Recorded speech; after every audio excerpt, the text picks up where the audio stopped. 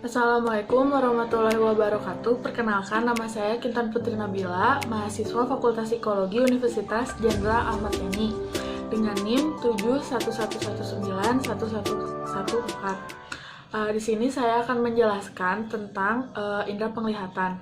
Yang pertama, saya akan menjelaskan tentang bagaimana proses indera penglihatan itu bisa terjadi. Indera penglihatan itu bisa terjadi karena adanya stimulus indera penglihatan yang berfungsi dan reseptor dari indera penglihatan itu sendiri. Yang pertama ada stimulus, ini yaitu cahaya. Cahaya itu terbentuk dari energi elektromagnetik atau gelombang cahaya. Gelombang cahaya yang bisa dilihat oleh manusia yaitu sekitar 400-700 nanometer. Yang kedua ada indera penglihatan yang berfungsi yaitu mata. Lalu yang ketiga ada reseptor dari indera penglihatan itu sendiri, yaitu ada sel kerucut dan sel batang. Lalu selanjutnya ada panjang gelombang yang disebut warna atau hue, tinggi gelombang yang disebut kecerahan.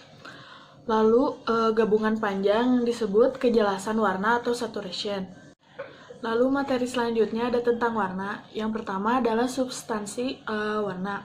Jika 3 warna dicampurkan, maka panjang gelombang akan berkurang dan menghasilkan warna hitam. Lalu yang kedua adalah penambahan warna. Jika 3 warna cahaya dicampurkan, panjang gelombang bertambah dan akan menghasilkan warna putih. Lalu yang selanjutnya adalah adaptasi penglihatan. Yang pertama adalah light adaptation. Light adaptation adalah menurunkan sel batang dan sel kerucut. Yang kedua adalah dark adaptation. Dark adaptation itu kebalikan dari light adaptation. Kalau dark adaptation itu meningkatkan sel batang dan sel kerucut. Lalu yang terakhir ada after image, penghayatan indera. Misalnya kita tuh kayak melihat suatu objek. Lalu pas kita mengalihkan penglihatan, objek yang tadi kita lihat itu masih ada di panca indera kita gitu. Jadi kayak membekas gitu istilahnya mah. Lalu ada persepsi visual, ada what pathway dan where pathway. Kalau what pathway itu terletak di lobus temporal, memproses informasi mengenai apa benda tersebut, bagaimana warnanya, bentuk, dan tekstur. Misalnya kita kayak melihat lemari. Lemari itu bentuknya kotak, warnanya coklat, lalu teksturnya itu halus. Kalau yang selanjutnya itu where pathway. Where pathway itu terletak di lobus parietal, berkaitan dengan proses informasi di mana letak objek tersebut, informasi pergerakan dan kedalaman benda, misalnya digunakan untuk menyeberang jalan. Lalu selanjutnya ada proses paralel, yaitu distribusi informasi simultan melalui jalur berbeda. Misalnya indera penglihatan kita itu tidak berfungsi, tapi kita masih bisa mengetahui apa objek itu melalui indera peraba dan indera pendengar kita. Yang selanjutnya ada persepsi bentuk, yaitu the law of closure, yaitu kita cenderung untuk melihat objek secara utuh walaupun ada bagian-bagian yang hilang. Misalnya itu kayak contoh di sini.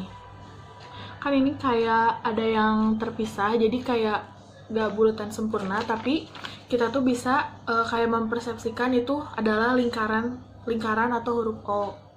Lalu yang selanjutnya ada figure ground relationship, prinsip di mana kita mengorganisasikan objek dengan melihat stimulus yang menonjol atau figur dan yang menjadi latar belakangnya atau background, dan sifatnya ambigus. Misalnya kayak kita melihat pilar, lalu di belakangnya itu kayak backgroundnya tuh hitam, tapi sebagian orang ada yang hanya melihat pilar, sebagian orang ada yang melihat itu bentuk wajah. Lalu yang selanjutnya adalah the law of proximity. Ketika kita melihat objek dekat satu sama yang lain, kita cenderung untuk menggabungkannya. Contohnya itu seperti gambar ini.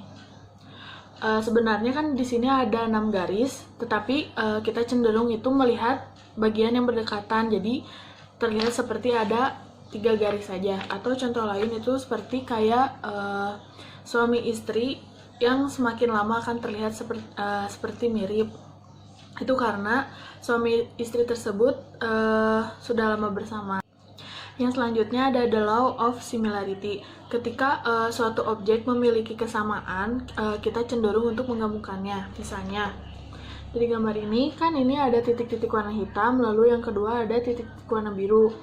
Karena titik-titik ini memiliki satu kesamaan warna, jadi kita cenderung untuk menggabungkannya ke pinggir menurut kesamaan warnanya. Lalu yang kedua ada the law of continuity, kecenderungan untuk menghayati garis untuk dimulai dengan suatu cara akan berlanjut dalam arah yang sama. Contohnya jadi di gambar ini. Materi yang selanjutnya ada monocular cues. Yang pertama ada familiar size, yaitu isyarat kedalaman dan jarak didasarkan pada pengalaman kita mengenai ukuran standar dari objek, misalnya ukuran jeruk. Lalu yang selanjutnya ada height in field of view, yaitu pada objek yang serupa, objek yang lebih tinggi di dalam suatu citra dihayati sebagai objek yang lebih jauh, misalnya kayak gambar pemandangan gunung sama kayak ada awan. Jadi kita tuh kayak mempersepsikan awan itu kayak lebih tinggi daripada gambar gunung itu sendiri. Materi yang selanjutnya ada overlap, yaitu jika suatu objek diletakkan sedemikian rupa sehingga menghalangi pandangan dari objek lain, jadi orang lain tuh mempersepsikan objek yang ada di depannya itu terlihat lebih dekat dengan orang tersebut. Jadi kayak objek belakang-belakangnya itu kayak terlihat lebih jauh. Lalu yang selanjutnya ada gradient of texture, yaitu struktur gambar yang semakin halus bila jarak semakin jauh. Misalnya kayak rel kereta, kan rel kereta itu kayak kalau dilihat kayak semakin ke sana itu semakin jauh. Lalu ada linear perspektif, jika garis paralel tampak bergabung, mereka dihayati seakan-akan menghilang di kejauhan.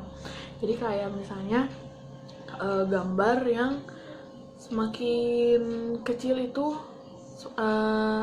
akan terlihat semakin kayak menjauh terus kayak menghilang gitulah. Lalu materi yang terakhir adalah tentang ilusi visual.